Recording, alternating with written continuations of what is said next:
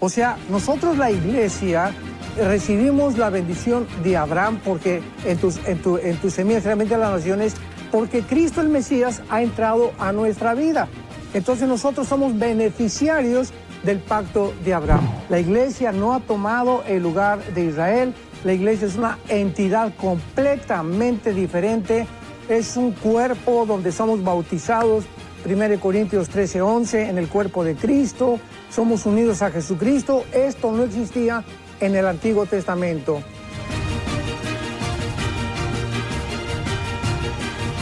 Comencemos. Sé que hay mucho interés de las personas que con respecto a escucharle a usted con respecto a todo este tema, así es que somos todo oídos. Así es, Pastor Alducin, usted nos mandó un documento en el cual inicia, bueno, hablando el resumen de lo que son las profecías de Israel y todo, pero inicia con la historia mundial hablando del pueblo de los gentiles, así que usted nos puede ampliar un poquito al respecto, Pastor.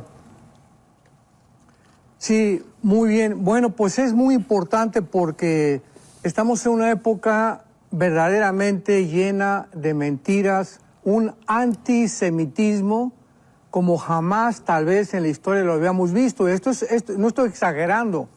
Es increíble, ¿verdad? Las miles de manifestaciones en el mundo a favor de la liberación de Palestina. Ninguna manifestación a favor de que liberen a los rehenes. Casi 200 personas, niños, jóvenes, viejitos, ¿verdad? Que este grupo terrorista jamás se llevó a Gaza.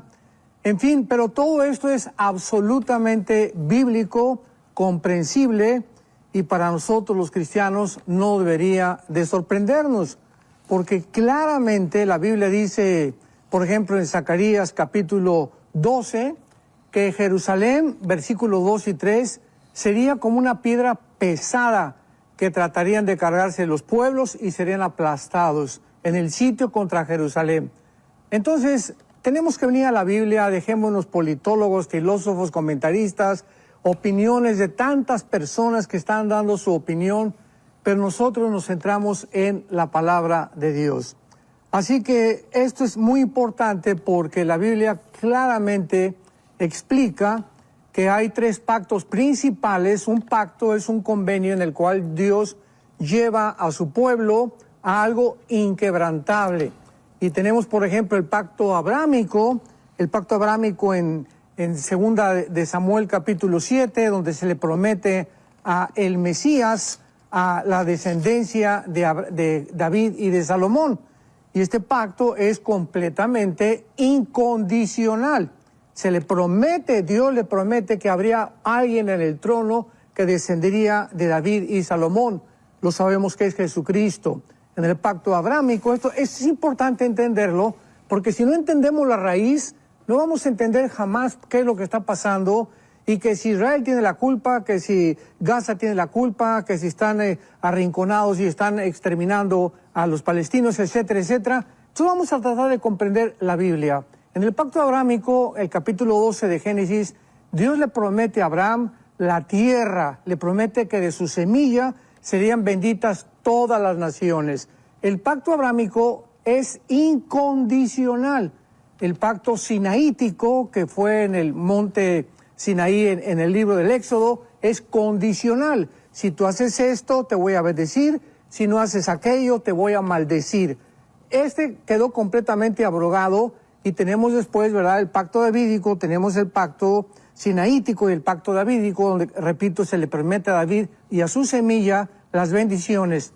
Nosotros ahora estamos descendiendo completamente con las bendiciones que se le dio a Abraham, porque dice en Gálatas capítulo 3, versículo, vamos a ver ahorita rápidamente aquí en el libro de los Gálatas, que dice la Biblia en el versículo 16, a Abraham fueron hechas las promesas y a su simiente, no dice y a las simientes, como si hablara de muchas, sino como de una, y tu simiente la cual es Cristo.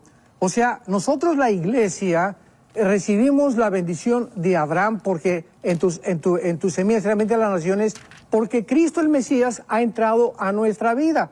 Entonces nosotros somos beneficiarios del pacto de Abraham. Y esto es muy importante porque la Biblia dice también más adelante en el versículo 28, ya no hay judío ni griego, no hay esclavo ni libre.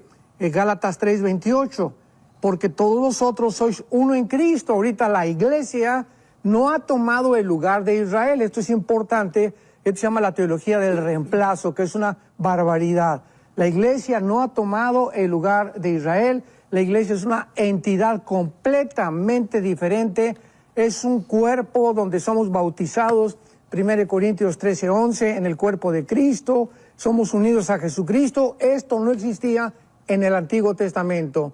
Entonces, tenemos que hacer la diferencia entre la entidad de Israel y la entidad de la iglesia. ¿Qué dice la Biblia acerca de Israel en los últimos tiempos?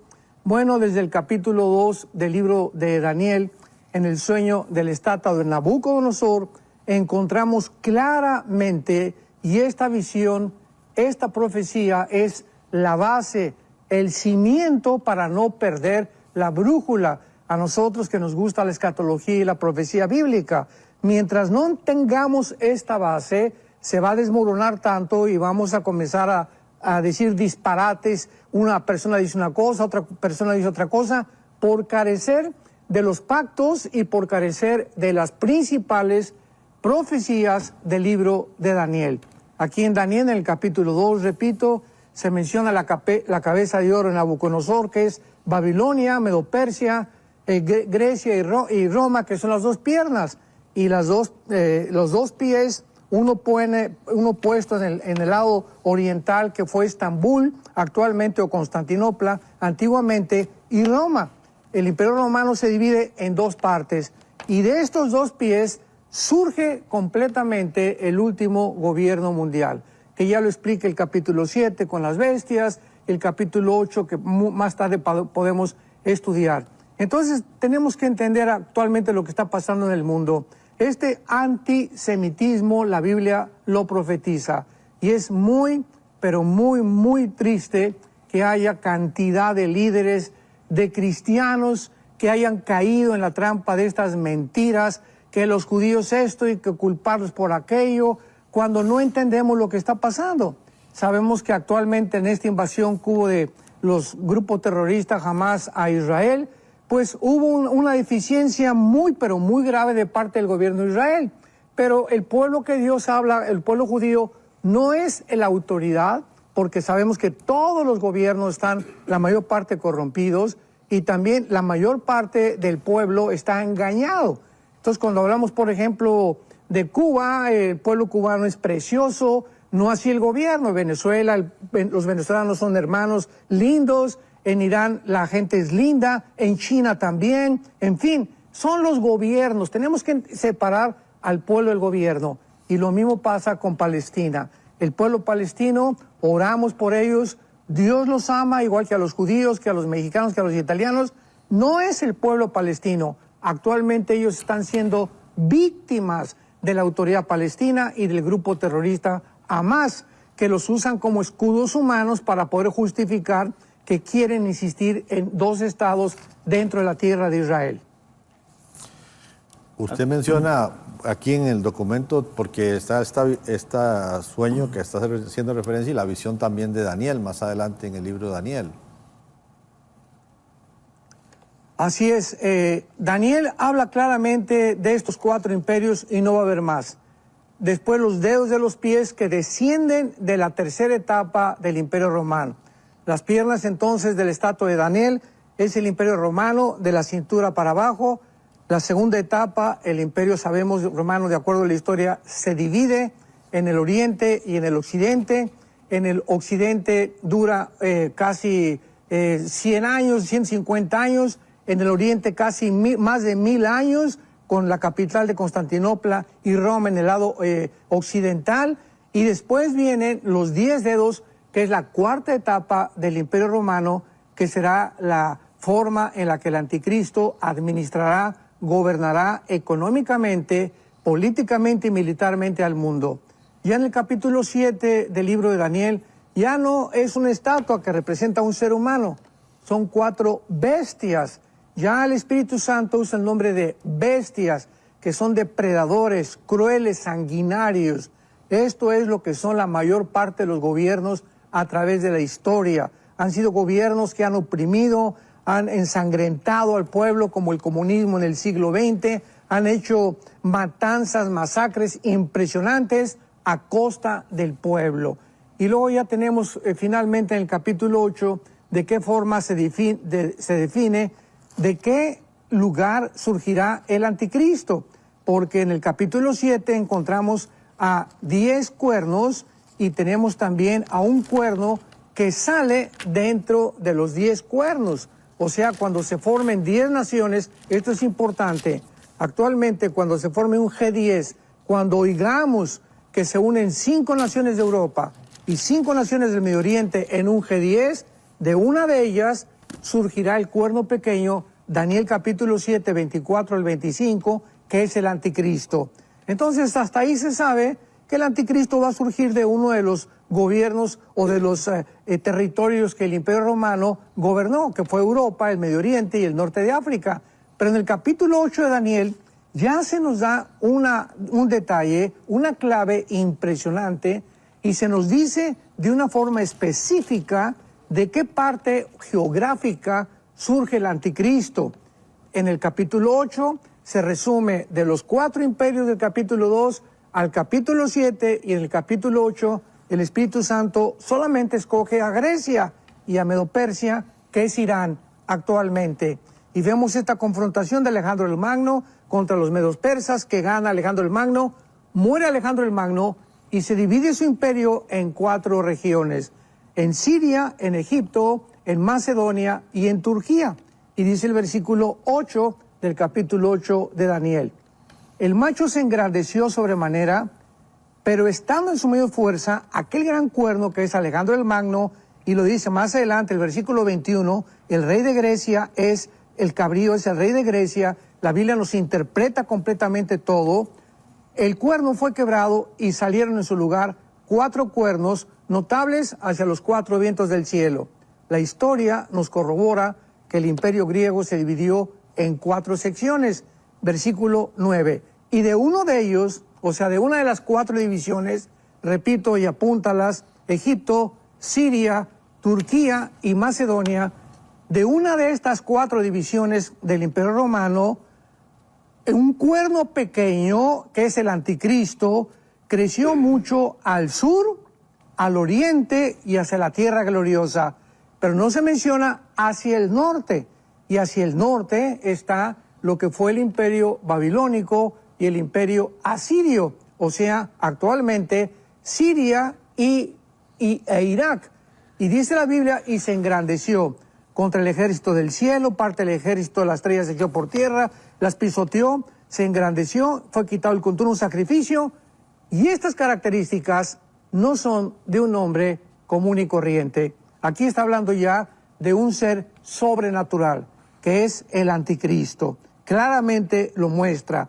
Creció hacia el sur, se engrandeció hasta el ejército del cielo, parte del ejército de las estrellas se echó por tierra. En Apocalipsis 12 dice que esas estrellas son precisamente los ángeles caídos que se rebelaron contra Satanás. Entonces aquí está hablando la influencia impresionante de Lucifer detrás de este personaje del anticristo. Y para concluir rápidamente esto, ¿verdad? El anticristo surgirá no de Europa, surgirá de una de las partes del Medio Oriente, que fue Babilonia. ¿En dónde comienza la historia en Génesis capítulo 10? En Babilonia. Nimrod fue el primer rebelde que levantó Babilonia, levantó a Siria, levantó toda esta región, y toda la Biblia recorre Babilonia mencionándose en segundo lugar de Jerusalén. Así que es interesantísimo que todo regresa al Medio Oriente. Este problema que hay actualmente en Israel, otra vez ya está China con barcos, Estados Unidos con barcos, Irán, todos los ejércitos casi los podemos ver.